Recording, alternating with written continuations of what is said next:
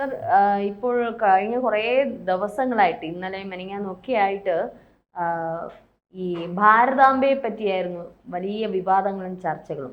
അതിൽ ഗവർണറുടെ, അതായത് നമ്മുടെ രാജ്ഭവനിൽ ഭാരതാംബ കാവിക്കൊടി ഏന്തിയ, RSSന്റെ കൊടി ഏന്തിയ ചിത്രവും ആ അഖണ്ഡ ഭാരതം എന്നുള്ളൊരു സങ്കല്പത്തിൻ്റെ ആ ഒരു ഭാരതാംബ ചിത്രത്തിനെ പ്രതികരിച്ചായിരുന്നു CPMന്, LDF സർക്കാരിന് ഭയങ്കര രോഷം.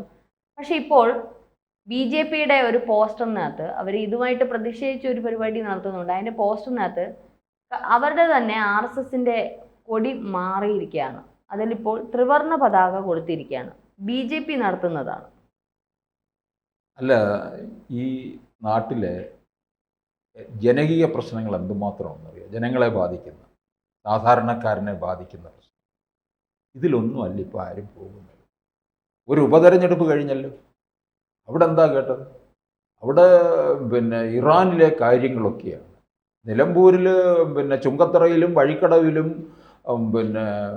റേഷൻ പോലും വാങ്ങാൻ നിവൃത്തിയില്ലാത്ത ആൾക്കാരുണ്ട്.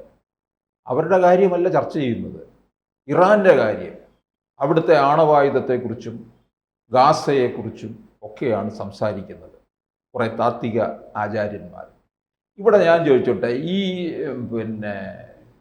LDF ഉണ്ടാക്കിയ, CPIക്കാരുണ്ടാക്കിയ ഒരു ബൂക്കേറല്ലേ ഇപ്പം നമ്മൾ കണ്ടുകൊണ്ടിരിക്കുന്നത്? പരിസ്ഥിതി ദിനാഘോഷത്തിന് രാജ്ഭവനിൽ വെച്ച് നടന്ന ചടങ്ങിൽ ഭാരതാംബയുടെ ചിത്രം അവിടെ ഇരിക്കുന്നതിന്, ഇതൊക്കെ ഭാരതാംബയുടെ ചിത്രത്തെ തുടങ്ങി ഉണ്ടായ ബാക്കിയല്ല ആണല്ലോ. ഇത് എന്ത് കാര്യത്തിനാണ്? അവരുടെ ആ ചിത്രം ഇരുന്നു, ആ ചിത്രത്തിൻ്റെ മുമ്പിൽ പുഷ്പാർച്ചന നടത്താനോ വണങ്ങാനോ വിളക്ക് കൊളുത്താനോ ഒന്നും ആവശ്യപ്പെട്ടിട്ടില്ല. ഇപ്പൊ പാഠപുസ്തകത്തിൽ ഗവർണറെ പറ്റിയൊക്കെ ചേർക്കുമെന്നാണ് മന്ത്രി ശിവൻകുട്ടി പറഞ്ഞിരിക്കുന്നത്. ഇപ്പോഴാണോ ഇവർക്ക് രാജ്ഭവന്റെ പ്രാധാന്യവും ഗവർണറുടെ പ്രാധാന്യവും ഭരണഘടനയെക്കുറിച്ചും ഒക്കെ മനസ്സിലാക്കുന്നത്? ഈ ഭരണഘടനയെക്കുറിച്ചൊക്കെ അറിയാമായിരുന്നുവെങ്കിൽ മന്ത്രി ശിവൻകുട്ടി മുമ്പ് നിയമസഭയിൽ ഈ കോലാഹലം കാണിക്കില്ലല്ലോ. നിയമസഭ എന്ന് പറയുന്നത് ജനാധിപത്യത്തിൻ്റെ ശ്രീകോവിലാണല്ലോ. അവിടെ കാണിച്ചതൊക്കെ ഇപ്പോഴും ആരും മറന്നിട്ടില്ല. അതെല്ലാം റെക്കോർഡിക്കലായിട്ട് ലോകാവസാനം വരെയും ഇവിടെ ഉണ്ടെന്നുള്ളതാണ്. വയസ്സുകാലത്ത് ശിവൻകുട്ടിക്ക് വരുന്നത് ഇങ്ങനെ പഴയതൊക്കെ ഇരുന്ന് കണ്ട് ആസ്വദിക്കാം. ഇനിയിപ്പോൾ ഈ മന്ത്രി പദവിയിൽ നിന്ന് ഇറങ്ങിക്കഴിഞ്ഞാൽ പിന്നെ മന്ത്രി പദവി ഒന്നും ഉണ്ടാകത്തില്ല. ഇനി ശിവൻകുട്ടി മന്ത്രിയാകത്തില്ല. ഇപ്പോഴും ആരോഗ്യ പ്രശ്നങ്ങളൊക്കെ നേരിടുന്നുണ്ട്. ആരോഗ്യ പ്രശ്നങ്ങളൊക്കെ ഉണ്ടെങ്കിലും അതിനെ അതിജീവിച്ച് വരട്ടെ, അത് വേറെ കാര്യം. ഇനി എന്തായാലും LDF അധികാരത്തിൽ വരില്ല, ശിവൻകുട്ടി മന്ത്രിസ്ഥാനത്തും ഉണ്ടാകത്തില്ല. അപ്പോൾ പഴയതൊക്കെ ഇരുന്ന് പോയി കാണട്ടെ. എന്തിൻ്റെ പേരിലാണ് ഇപ്പോൾ ഇവർ രാജ്ഭവൻ്റെ നേരെ ഈ കൊമ്പ് കോർക്കുന്നത്? പിണറായി വിജയൻ കണ്ടോ, വളരെ നിശബ്ദനായിട്ട് നിൽക്കുകയാണ്. LDFൽ മറ്റ് കക്ഷികളുണ്ടല്ലോ. CPIക്കാർക്കാണ് ഇപ്പോൾ വലിയ ഹാലിളകിയിരിക്കുന്നത്. മന്ത്രി പ്രസാദിൽ നിന്ന് തുടങ്ങിയതാണ്. ഇപ്പം മന്ത്രി രാജനും പറഞ്ഞിരിക്കുകയാണ്, രാജ്ഭവനെ ഗവർണർ ദുർവിനിയോഗം ചെയ്യുന്നു എന്നൊക്കെ പറഞ്ഞുകൊണ്ട്. ഈ രാജ്ഭവന്റെ മുമ്പിൽ വന്നിട്ട് ഈ SFI പിള്ളേർ കാണിക്കുന്ന തോന്നിവാസം, അതൊന്നും ഇവരറിയുന്നില്ലേ? പഴയ ഗവർണർ ആരിഫ് മുഹമ്മദ് ഖാനെ SFIക്കാർ എത്ര ഇടങ്ങളിൽ വെച്ച് തടയുകയും കയ്യേറ്റത്തിലേക്ക് പോവുകയും ഒക്കെ ചെയ്തിട്ടുണ്ട്. അതൊന്നും ഒരു ഭരണഘടന അനുസൃതമായിട്ടുള്ള ഒരാളുടെ മേലുള്ള കയ്യേറ്റമല്ല അത്. എനിക്കൊരു സംശയം, കാരണം RSS BJP, ഇപ്പൊ BJPയുടെ ഒരു പോസ്റ്ററിലാണ് ഇത്തരത്തിലുള്ള ഒരു ഭാരതാംബയുടെ ചിത്രമുള്ളത്. ഈ ഒരു ഭാരതാംബയുടെ ചിത്രത്തിൽ ത്രിവർണ്ണ പതാകയാണ്, അഖണ്ഡ ഭാരതത്തിന്റെ ആ ഒരു സങ്കല്പവും ഇല്ല. ജസ്റ്റ് ഭാരതാംബ സിംഹത്തിന്റെ അടുത്തിരുന്ന് നമ്മുടെ ഇതിനകത്ത് കാണാൻ സാധിക്കും ത്രിവർണ്ണ പതാക ഏന്തിയ ഒരു ഭാരതാംബ. എന്നാൽ RSSന്റെ ചിത്രത്തിൽ, അതായത് ഗവർണറുടെ അവിടെ രാജ്ഭവനിൽ വെച്ചിരുന്ന ചിത്രത്തിൽ ഈ അഖണ്ഡ ഭാരതവും അതേപോലെ തന്നെ ത്രിവർണ്ണ പതാകയ്ക്ക് പകരം മറ്റേ കാവിക്കൊടിയുമായിരുന്നു ഏന്തിയിരുന്നത്. അപ്പോൾ ഇത് BJPയുടെ ഒരു പരിപാടിയാണ്, അതായത് പ്രതിഷേധമായിട്ട് ഈ ഭാരതാംബ ചിത്രത്തിലായിരിക്കാം ചിലപ്പോൾ ഒരു പക്ഷേ BJP പുഷ്പാർച്ചന നടത്തുന്നത്. ഇന്ന് ജൂൺ 21 ശനിയാഴ്ച രാവിലെ 10:30 ഈ ഒരു പ്രോഗ്രാം വെച്ചിരിക്കുന്നത്. ഇതിനകത്ത് ഇങ്ങനെയാണ്: അഭിമാനമാണ് ഭാരതാംബ, ഒറ്റപ്പെടുത്തുക LDF UDF രാജ്യവിരുദ്ധ മുന്നണികളെ, ഭാരതമാതാവിന് പുഷ്പാർച്ചന, സെക്രട്ടേറിയറ്റിന് മുന്നിലാണ് ഈ ഒരു പരിപാടി സംഘടിപ്പിച്ചിരിക്കുന്നത്. ഇതിനകത്ത് നരേന്ദ്രമോദിയുടെ പടമുണ്ട്, രാജീവ് ചന്ദ്രശേഖരുടെ ഉണ്ട്, വി മുരളീധരനാണ് ഇതിന്റെ ഉദ്ഘാടന കർമ്മം നിർവഹിക്കുന്നത്. അപ്പോൾ എന്തുകൊണ്ടാണ് BJP ഇത്തരത്തില് ത്രിവർണ പതാക, അവരുടെ കാവി കൊടി മാറ്റിയിട്ട് ത്രിവർണ പതാകയുടെ കൊടി സ്ഥാപിച്ചത്, അഖണ്ഡ ഭാരതം മാറ്റിയിട്ട് ഇപ്പോൾ കറക്റ്റ് CPM-ഉം UDF ഒക്കെ പറയുന്ന അതേ ഭാരതാംബയുടെ ചിത്രം എന്തുകൊണ്ടാണ് വെച്ചിരിക്കുന്നത്?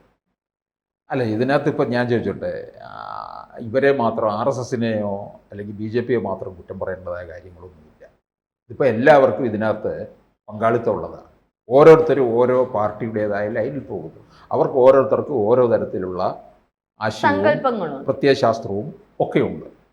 ഇപ്പം RSS എന്ന് പറഞ്ഞു കഴിഞ്ഞാൽ എന്താ, ഇവിടെ ഈ ഇന്ത്യ ഭരിക്കുന്ന ഒരു പാർട്ടിയുടെ ബ്രെയിനാണ് RSS എന്ന് പറയുന്നത്.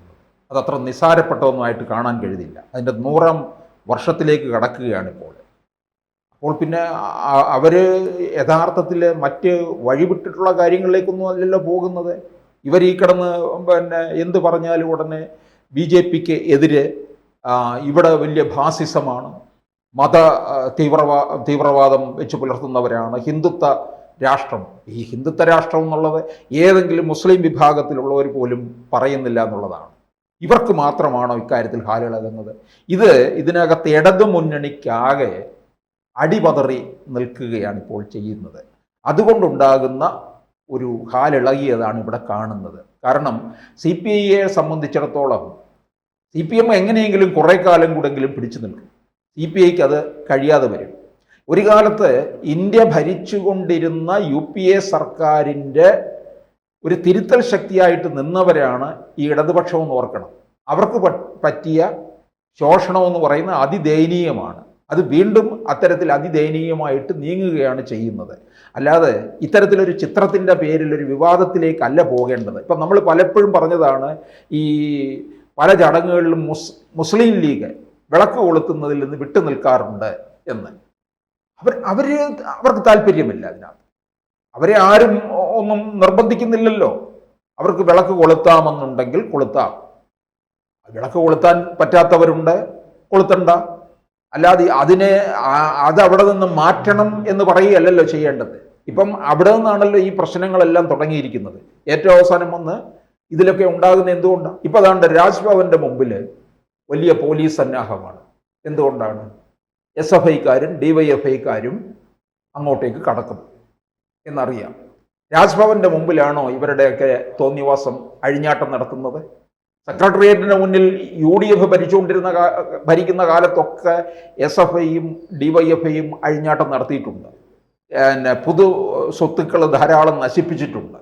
ഇനിയിപ്പോൾ നോക്കിയോ, UDF അധികാരത്തിൽ വരുമ്പോൾ ഇതായിരിക്കും സംഭവിക്കുന്നത്. SFIയുടെയും DYFIയുടെയും അഴിഞ്ഞാട്ടമായിരിക്കും ഉണ്ടാകാൻ പോകുന്നത്. ഇപ്പോൾ ഉണ്ടെന്ന് പറയുന്നത് വേറൊരു തരത്തിലാണ്. ഗുണ്ടായിസം നിൽക്കുകയാണ്.